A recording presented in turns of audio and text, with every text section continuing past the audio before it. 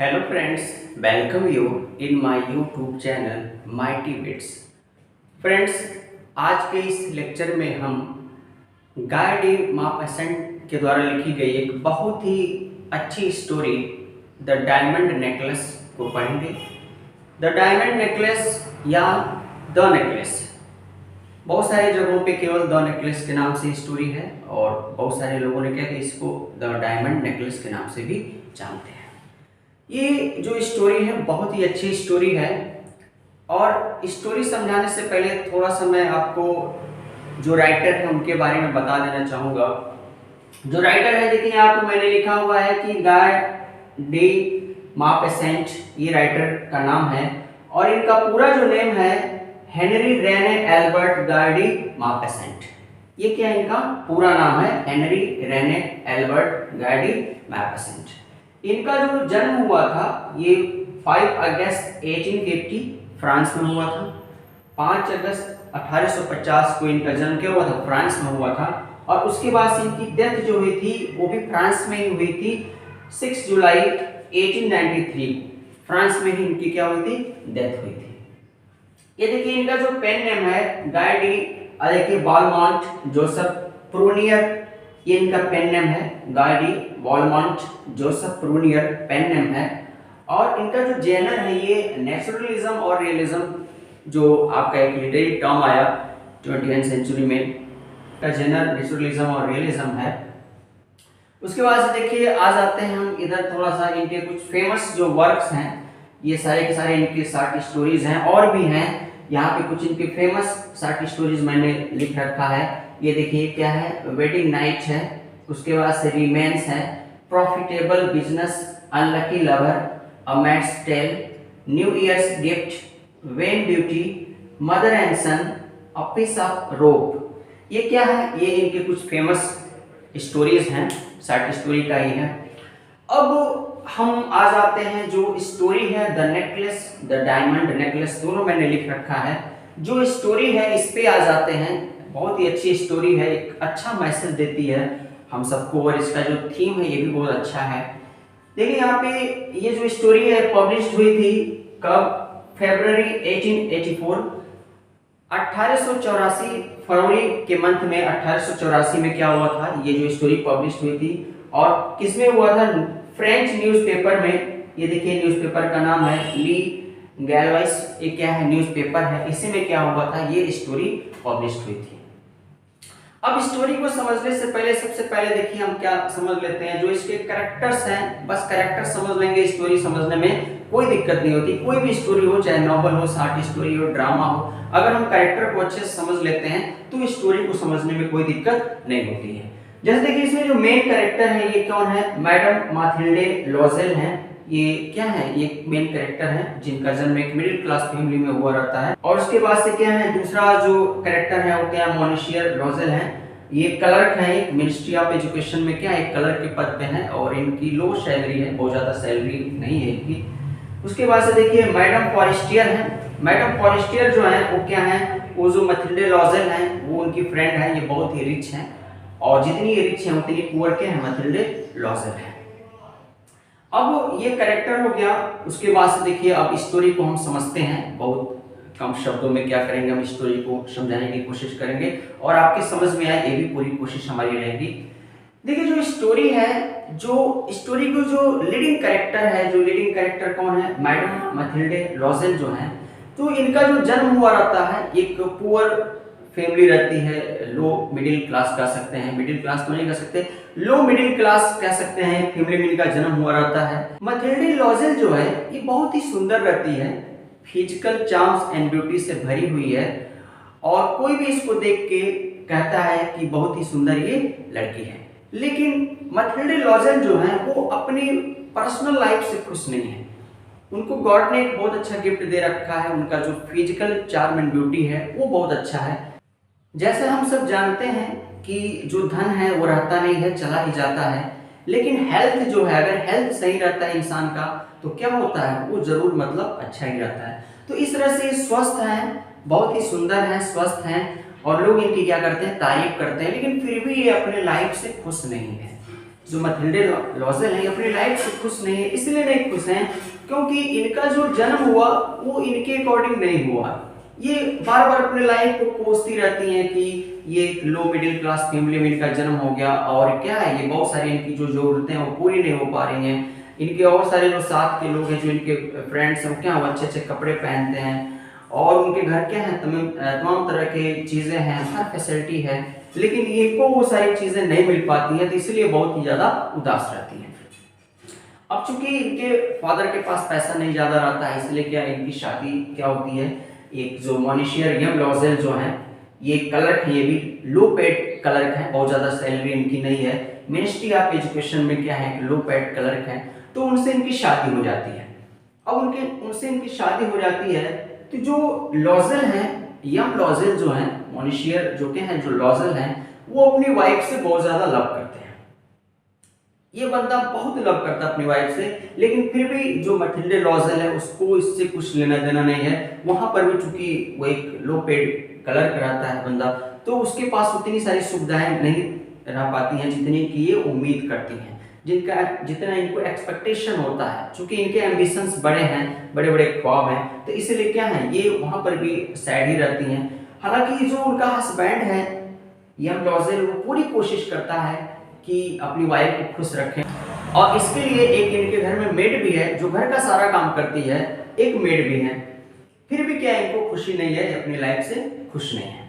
अब देखिए होता क्या है, उस टाइम के बाद से जो मिनिस्ट्री ऑफ एजुकेशन है, वहां से इनको इनविटेशन मिलता है, ग्रैंड पार्टी ऑर्गेनाइज होती है, और वहां पे क्या होता है, यम लॉज़ेल को इनविटेशन मिलता है। बड़े खुशी मन से क्या होता है, यम लॉज़ेल आता है और अपनी वाइफ को एक सरप्राइज देना चाहता है। तो एक सरप्राइज के तौर पे अपनी वाइफ से बोलता है, कहता है कि मुझे एक पार्टी मिला हुआ है, ग्रैंड पार्टी एक होने वाली है, उसमें मुझे इनविटेशन मिला हुआ है, तो चलो साथ हम चलते हैं।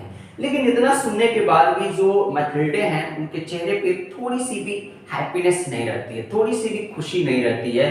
वो उनको लगता है कि कुछ है नहीं है, वो सीधे मना कर देती है मुंह बनाते हुए कि नहीं, मुझे नहीं जाना है पार्टी में। तो रीजन पूछता है, तो रीजन आप भी सुन के दंग रह जाएंगे कि रीजन ये देती हैं कि इनके पास ढंग के कपड़े नहीं हैं।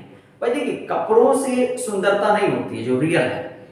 अगर आपका शरीर सुंदर है तो आप कुछ भी पहनेंगे तो अच्छा रहेगा। दूसरी चीज ये होती है कि आप जो ब्यूटी है वही नहीं होता है, सुंदरता ही सब कुछ नहीं होती है, आपका बिहेवियर भी बहुत मायने रखता है कि आपका व्यवहार क्या है। भले से लोग आपको आपका फेस देख के आपके प्रति अट्रैक्ट हो जाए, आकर्षित हो जाते हैं, लेकिन वो कुछ टाइम के लिए, जब आपके बिहेवियर के बारे में जानेंगे कि नहीं, ये बंदा भले से सुंदर है लेकिन इसका नेचर नहीं सही है, इसका कैरेक्टर नहीं सही है, तो आपसे क्या करेंगे, पीछा छुड़ा लेंगे, वो आपसे दूर भागना चाहेंगे। तो ये इस बात को नहीं समझ पाती है। तो यहाँ पे देखिए क्या होता है, मुंह बना लेती है, कहती है मेरे पास कोई ड्रेस ही नहीं है। अब ये जो इनके हस्बैंड है यम लॉज़ेल, वो परेशान हो जाते हैं और बड़े मुश्किल से क्या किए रहते हैं, 400 फ्रेंड्स ये कलेक्ट किए रहते हैं। तो वो क्या करते हैं, वो 400 फ्रेंड्स जो है, एक अमाउंट है 400 फ्रेंड्स, 400 फ्रेंड्स, तो वो क्या करते हैं, इनको दे देते हैं अपनी वाइफ को कि जाओ तुम ड्रेस खरीद लो। तो वो जाती है अपना 400 फ्रेंड्स में क्या करती है, एक ड्रेस खरीद लेती है। अब ड्रेस तो हो गया, लेकिन तब भी ये खुश नहीं है। अब इनकी प्रॉब्लम क्या है, इनकी प्रॉब्लम ये अब हो जाती है कि इनके पास कोई ज्वेलरी नहीं है। उस पार्टी में सब एक से बढ़कर एक ड्रेस और ज्वेलरी पहन के आएंगे, तो बिना ज्वेलरी की मेरी सुंदरता क्या होगी, उतनी नहीं हो पाएगी जितनी अदर पर्सन वहां पे आएंगे। अब ये एक मेजर प्रॉब्लम हो जाती है, इसके पास पैसे हैं नहीं। तो इनकी जो फ्रेंड रहती है, मथिल्डे लॉज़ेल की जो फ्रेंड है मैडम फॉरेस्टियर, तो मैडम फॉरेस्टियर जो है फ्रेंड है, तो ये कहते हैं इनके हस्बैंड की जाओ तुम उसी से क्या करो, कुछ ज्वेलरी मांग लो। अब ये अपने फ्रेंड के यहाँ चली जाती है, चूंकि वो रिच रहती है, एक बॉक्स लेके आती है और कहती है इसमें से जो तुमको चाहिए वो ले लो। तो उस बॉक्स से इनको एक डायमंड नेकलेस क्या होता है पसंद आता है, और उसको लेके आती है, कहती हैं कि मैं पार्टी के बाद से रिटर्न कर दूंगी। अब ये क्या करती हैं, बहुत अच्छा सा एक ड्रेस जो खरीदी रहती है पहनती हैं, फिर जो ज्वेलरी डायमंड नेकलेस की रहती है उसको ये क्या करती हैं, पहनती हैं, और उसके बाद से क्या होता है, ये पार्टी में जाती है। जाहिर सी बात है, इसके पहले भी हम बता चुके हैं कि है ये बहुत खूबसूरत, और चूंकि ये ड्रेस नई ड्रेस रहती है, नेकलेस भी पहनी रहती है, तो इसकी सुंदरता क्या होती है और बढ़ जाती है। तो जो पार्टी का जो होल पार्टी का जो अटेंशन होता है ये इन्हीं के ऊपर होता है और हर कोई इनसे बात करना चाहता है, इनके बारे में पूछता है। तो ये बड़ा खुश होती हैं कि इनको लगता है कि हाँ अब ये सही है। ऐसे सब लोग क्या करते हैं, पार्टी को एंजॉय करते हैं और पार्टी को एंजॉय करने के बाद से फिर ये लोग एक कैब लेते हैं, कैब से क्या होता है घर आते हैं। लेकिन यहाँ पे क्या होता है, कहानी में ट्विस्ट होता है। कहानी में ट्विस्ट ये होता है कि जो डायमंड नेकलेस इन्होंने फ्रेंड से ले रखा है वो क्या होता है, कहीं पे गुम हो गया रहता है, कहीं पे गिर गया रहता है। अब देखिए ये इनकी फैमिली के लिए एक तरह से सोच लीजिए कि वज्रपात मतलब जो होता है उससे कम नहीं होता है, एक दुखों का पहाड़ लेके आता है ये प्रॉब्लम। दोनों के दोनों बहुत उसको सर्च करते हैं लेकिन वो मिल नहीं पाता है, कहीं से मिल नहीं पाता है। इनका जो हस्बैंड होता है वो अपनी वाइफ से कहता है कि तुम अपनी फ्रेंड से बोल दो कि वो थोड़ी सी प्रॉब्लम हो गई है नेकलेस में, तो मैंने उसे बनने के लिए दे रखा है। अब होता क्या है, ये देखिए ये क्या करते हैं, बहुत ज्यादा मतलब ढूंढते हैं कि ठीक उसी तरह का कहीं ना कहीं नेकलेस मिल जाए, लेकिन इनको नेकलेस उस तरह का मिलता नहीं है, बहुत परेशान होते हैं। और अंततः क्या होता है, देखिए यहाँ पे PALAIS शॉप SHOP, देखिए ये देखिए पैलाइस शॉप जो है यहाँ पे जाके क्या होता है, इनको ये मिलता है उसी तरह का एक नेकलेस क्या होता है जो पैलाइस शॉप है वहां पे मिलता है और उसकी कीमत होती है 40,000 फ्रेंड्स।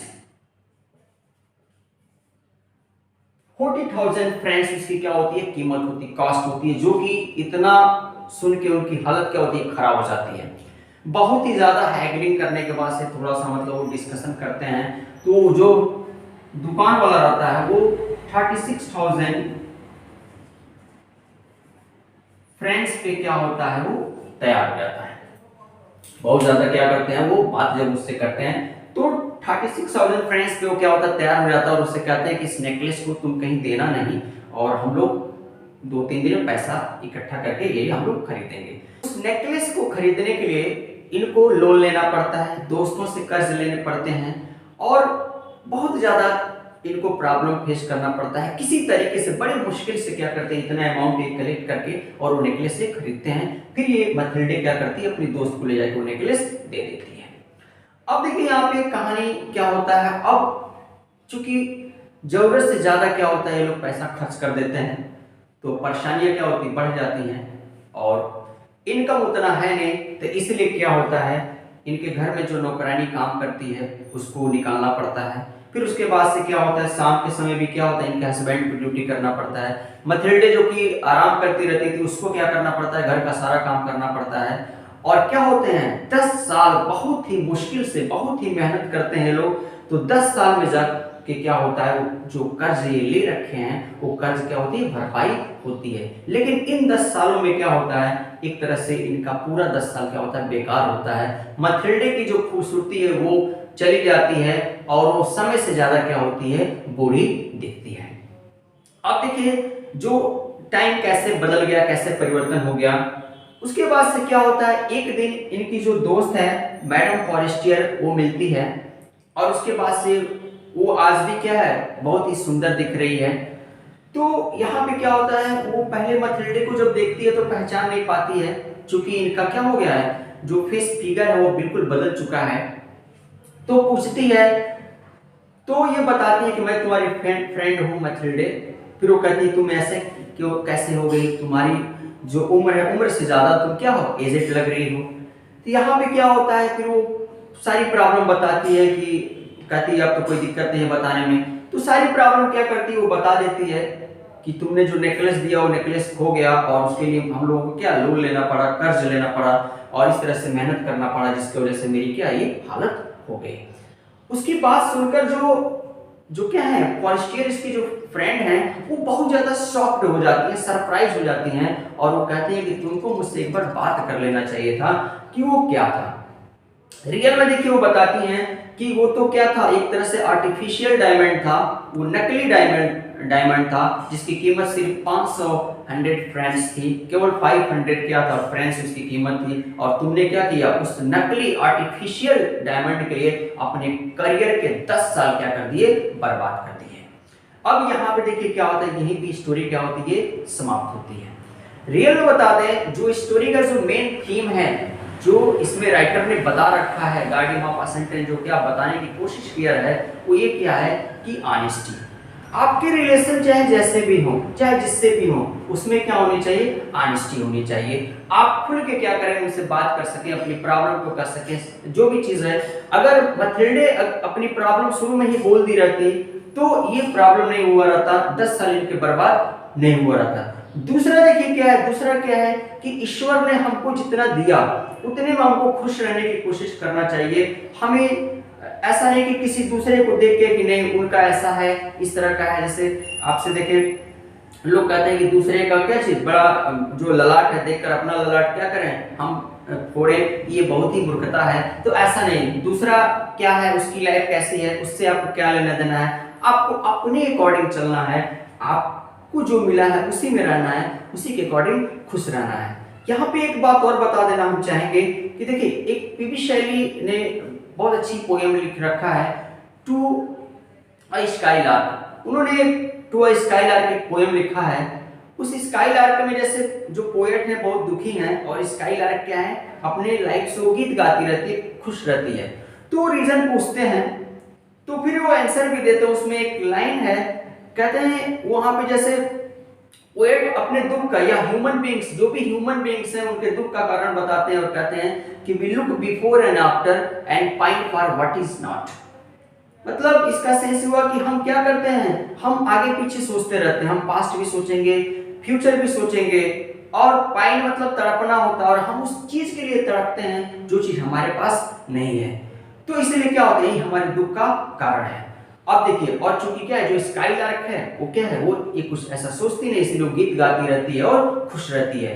तो इसमें क्या है, जो हमारी लाइफ का एसेंस है, एसेंस क्या है, एसेंस ये है कि हमको जितना मिला उतने में क्या खुश रहना चाहिए, उतने में रहने की कोशिश करना चाहिए। किसी दूसरे को देख के हम ऐसा नहीं कि हमारा भी लाइफ स्टाइल वैसा ही हो। अगर मथिल्डे देखिए, अगर अपने दोस्तों को या किसी और को देख के नहीं सोचती कि नहीं उसके दोस्त के घर में कारपेट बिछा हुआ है, सारी सुख सुविधाएं हैं, एवरी लग्जरियस क्या है are found in their homes, तो अगर वो ऐसा नहीं सोचती तो क्या होता, उसके 10 साल बर्बाद नहीं होते और अपने हस्बैंड के साथ वो खुशीपूर्वक रहती। लेकिन उसके इस एम्बिशन ने, उसकी इस सोच ने क्या कर दिया, उसके 10 साल बर्बाद कर दिए, और उसके बाद से क्या हो गया, उसको समय से पहले बूढ़ा भी कर दिए।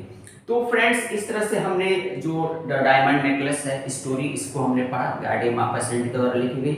ये हमारा वीडियो कैसा लगा कमेंट बॉक्स में जरूर बताइए, और आगे की वीडियोस को देखने के लिए हमारे चैनल को सब्सक्राइब कीजिए। आपका दिन शुभ हो।